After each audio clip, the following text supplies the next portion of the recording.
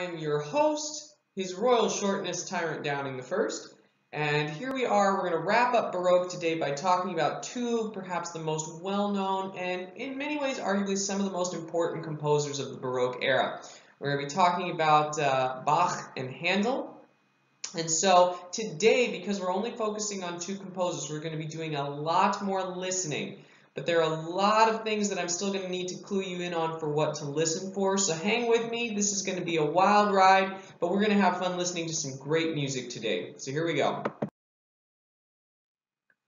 So, which of those two composers said the following? If I decide to be an idiot, I'll be an idiot on my own accord. I love this. You gotta love grumpy composers.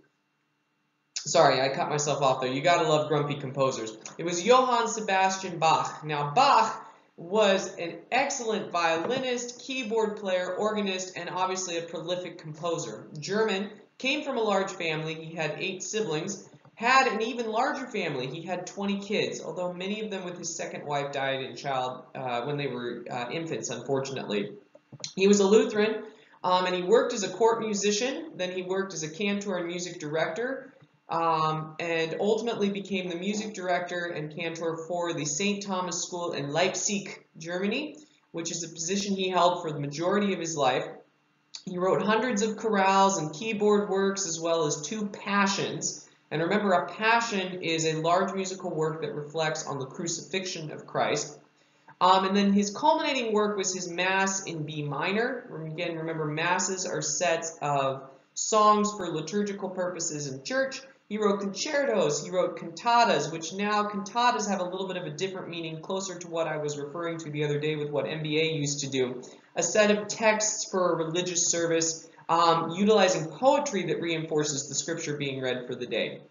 And these are done with arias, remember the lyrical singing, and recitative, the more spoken-like free rhythm singing. He was pretty crazy busy. In Leipzig, he taught for 4 hours a day to the kids that were there, and then he had to compose, copy, and rehearse music for church. And at one point, he was writing a major work of music every single week.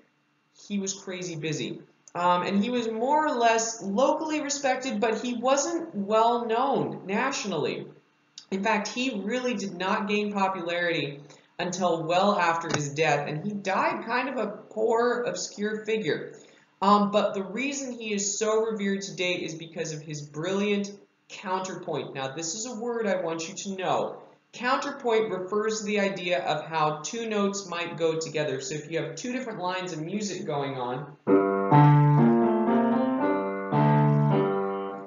how do each of those notes, when they line up, fit with each other? Do they fit those rules of consonance that we have talked about before?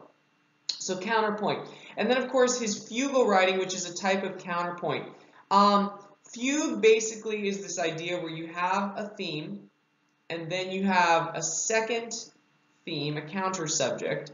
And during that time, there's an answer going on, which fits with the counter subject, and then you add in more copies of the subject and answer and counter subject, and it all fits together. We'll talk about that in a little bit with one of his most famous fugues, which I'm sure many of you have heard.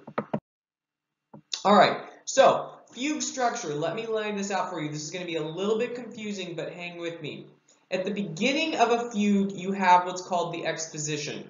This is the part where all of the themes are introduced. And you're not going to be tested over this, don't worry, but I'm telling you this because you're going to listen to this and I want you to hear it. So you have the first voice come in, and this has the subject. This is the main theme, and it's in the tonic. So whatever key we're in, it's on the root note of that. It starts there. And this is in the first voice. Then that first voice goes on to what's called the counter subject, which is like a secondary theme, or it can be some free material, or it might not, or there might not be a counter subject. There might just be free material, but they can go on to a counter subject at this point. While that's happening, a second voice comes in and does what's called the answer to the subject. This is the main theme, but instead of starting on the root, it starts on the dominant, which is the 5th note in the scale. And we talked about this a little bit in West Winds. Remember, this is that dominant chord that eventually leads to resolution. You're starting the theme there. If it was, now you have So you're going to hear that happening instead. Then once that's done, the first voice may be doing free material arresting. The second voice is on to the counter subject now, still in the dominant. And a third voice may come in with the original subject in the tonic key again. So once that's done, if you're going to add in a fourth voice, it's going to come in with, right, the answer, but in the dominant key. And these are all lining up. Then you have what are called episodes, which are random material using bits and pieces from all the stuff above. You have what's called stretto, which is where a theme starts. And then another voice has the same theme coming in very shortly after. So it's kind of like a canon. Okay?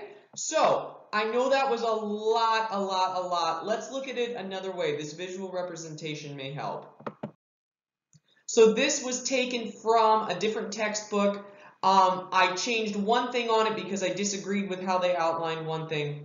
But this is regarding Little Fugue in G minor, which I'm gonna have you listen to in a little bit. This is Bach Work Volume 578, Fugue in G minor.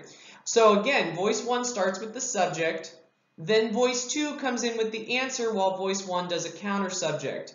Then voice 2 does the counter subject in the dominant key, while voice 3 comes in with the subject and voice 1 is doing free material.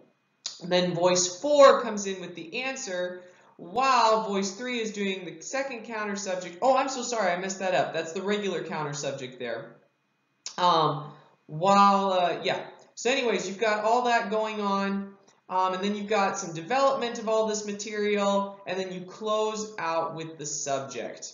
So, what I'm going to ask you to do is I'm going to ask you to listen to this.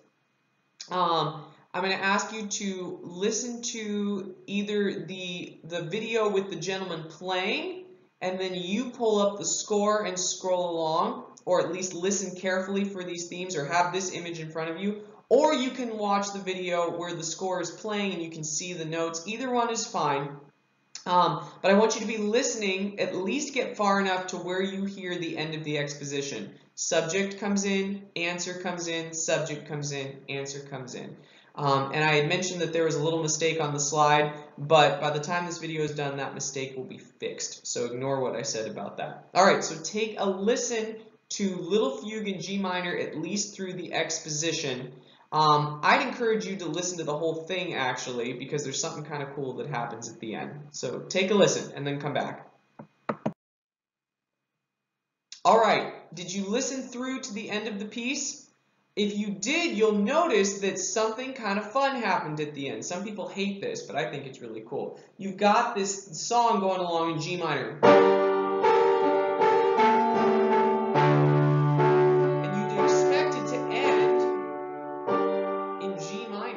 But instead, what Bach does, and this is not the song, it's the harmony, and then it ends in a major chord on a major key. And all that is, it's what's called a Picardy third. You take the third note of the chord, so there's the minor chord, G, B flat, D, and if you change it to G, B natural, which is a half step higher, D, you get the major version of the chord. So that's a Picardy third that changes it and gives it a much different ending. So that's a lot of fun. Let's go on. Now, some other music of Bach that we need to talk about. He wrote a lot of concertos. Now remember, concertos are instrumental pieces that feature solo instruments of some kind. And one of his most famous sets are his Brandenburg Concertos, written for the Margrave, that's the ruler, of Brandenburg, who requested this music from Bach, and it was dedicated to him in 1721. Now, it uses the same format. 5 of the 6 of these use the same format as Vivaldi's concertos. Do you remember how many sections that is? When you were listening to those the 4 seasons the other day, there were how many sections with different tempos? Right, there were 3. There is a fast movement, then a slow movement, then a fast movement. And all but the first of these concertos use that same format. It uses lots of ritornello. Do you remember what that word means? It sounds very similar to the English word. return. Right, so there's these returns of instrumental music. So whatever the orchestra is playing, they play a little thing, and it's going to return later at a different time, and then return again. I'm going to have you listen to Concerto number 2. You can listen to any of them. They're all great. But I want you to listen to number 2. I want you to listen for a few things. First off, what's the texture? We talked about homophonic and polyphonic. Little fugue in G minor that you just listened to is polyphonic. There's lots of different lines going on simultaneously. Whereas remember, homophonic is this idea that the rhythms are all very similar in all the parts. Instead of different lines going on with different parts. So is this homophonic, which would have been considered a modern technique, which we would have called stile moderno, or is it polyphonic, which is an older technique now, and would have been referred to as stile antico, an antique form or style. Listen, what are the instruments that are featured as the concertists, the solo instruments? If you watch the video version of this, you're going to see that the orchestra part is playing on the right side of the screen, and the solo concertist parts are playing on the left side of the screen. So right at the beginning of the video, it's going to list who the soloists are, who are the featured instruments. Do you hear these ritornellos in there? What is the continuo instrument? Remember, this is the instrument that's playing the role kind of like a modern piano or guitar would. It's playing the chords and the accompaniment. What instrument is being used for that? So I want you to listen to at least the first 2 minutes of Concerto number 2 in the Brandenburg Concertos. Listen for the texture, homophonic or polyphonic. Listen for what the solo instruments are. Listen for ritornello, and listen for what the continuo or accompanying instrument is. So take a listen to that, and then come back and join us. All right, so what was the texture? It's mostly homophonic. That's correct. This is a modern style of writing at this time. What are the instruments that are featured as the soloists or concertists? So it says tromba on there, but if you listen, that's obviously German for trumpet. Then you've got the oboe, the flute, and a violin. Those are our concerto soloists in this concerto. Each of these 6 concertos, though, had a different set of solo instruments. There's one of them that features flutes a little more heavily. Do you hear the ritornellos anywhere? What was the continuo instrument? Right, it's the harpsichord. So the harpsichord is like the predecessor of the piano in some ways. It's a keyboard instrument, it's laid out like a piano, but the difference is how the strings are played. If you look at the bottom right screen picture on the screen here, that's a piano on the inside, and those are the hammers. Those little white things are what are called the hammers, and they hit the strings and they produce sound. And I can put the pedal down and keep the damper from stopping the sound, but you're whacking each of those little strings. A harpsichord is a little bit different. You've got what are called jacks, which are like these wooden sticks, basically, these wooden rectangles, and they've got on them both a little felt to stop the sound, and they've got what's called a plectrum, and multiple of those are called plectra. And it's this little piece of leather, and what happens is that little jack, there's a diagram of it at the bottom left. That little jack goes up, and that little leather piece, so this is the little leather piece, it whacks the string, and the string vibrates. And then when the thing comes down, the plectra goes back past, and the damper stops the sound. And so you can see the top right picture is the inside of a harpsichord. And so that's the continuo instrument that you hear being used in this particular piece. All right, so the other thing, we're going to talk about 2 more works by Bach. The other thing we're going to just make brief reference to are what are called his Goldberg Variations. These were written in 1741, so we're getting towards the end of his life here. He wrote 30 different variations on a theme using different styles from the time. What this means is he picked a little tune, however long it was, and he wrote it out and changed it and modified it in 30 different ways. It's a lot. This is a keyboard instrument, and this was really a big expansion of keyboard repertoire. And a lot of his keyboard works are compiled in what's called his Well-Tempered Clavier book. But this particular one is one that gives a good example of different styles of keyboard playing from the time, and just a really great, brilliant way that he was able to modify this theme in so many different ways. You don't have to listen to this, but I'd encourage you to listen through it and see if you can identify what are the different ways he modified the theme. It starts with the primary theme, and then he goes through and modifies it. What did he change? Did he change tempos? Time signatures, rhythms? Does he change the key or the tonality at some point? Does he go from major to minor? So that's something that it's optional, but the big thing I want you to take away, because you will get a quiz question on this, is what theme and variations are.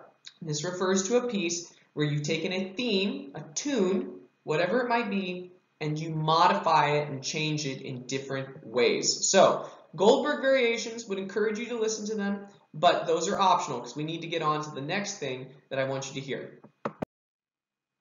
So the culminating work that Bach wrote, literally published the year before he died, and never performed in its entirety during his lifetime, is his Mass in B minor. Remember, a Mass is a set of liturgical music for church, but not for Lutherans, and he was Lutheran. So why was Bach writing a Mass, which is, by the way, walks through sections of praising God, recognizing he takes away our sins, recognizing that Christ has died and been buried, all that good stuff. Why was Bach writing this? He wasn't Catholic.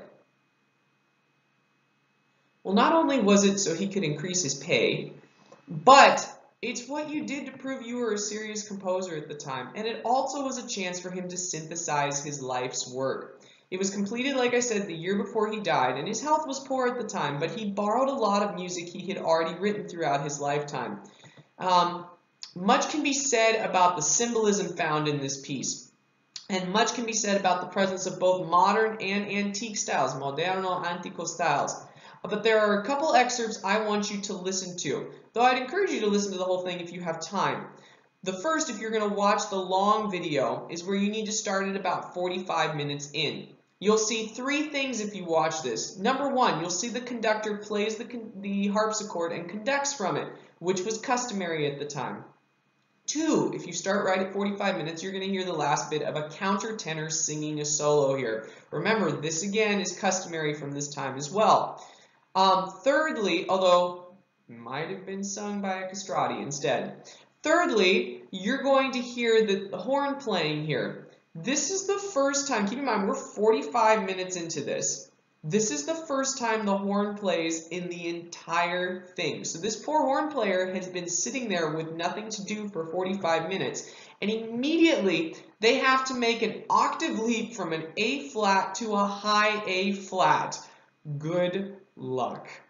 It's wildly difficult. And actually, the lady in the long recording doesn't quite nail it. She's close, but she doesn't quite nail it, which is not uncommon for these poor horn players. You'll notice it's a natural horn. It has no valves. To change what set of notes you got out of it, you'd have to change the crooks on it, or the sets of tubing, the big loops of tubing you see on it, to change what series of notes you can play. If you listen to the individualized excerpts, then you'll hear a recording where the guy kills the French horn solo. It's a little bit slower.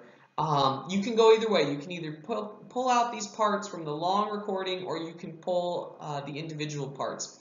The other thing I want you to listen to, it's the Gloria, and this is 19 minutes and 6 seconds into the long recording. This is truly one of the most magnificent works that Bach ever wrote for full orchestra. With the orchestra, the soloists and choir, it's fantastic. So again, you can listen to the three excerpts that I pulled individually, or you can find those recording markings in the long recording, which would be at 45 minutes and at 19 minutes and 6 seconds. So I want you to listen to at least the start of each of those three excerpts, so you can hear the countertenor, you can hear the horn solo, and you can hear the Gloria. I want you to take a listen to that, and then we're going to go on to Mr. Handel.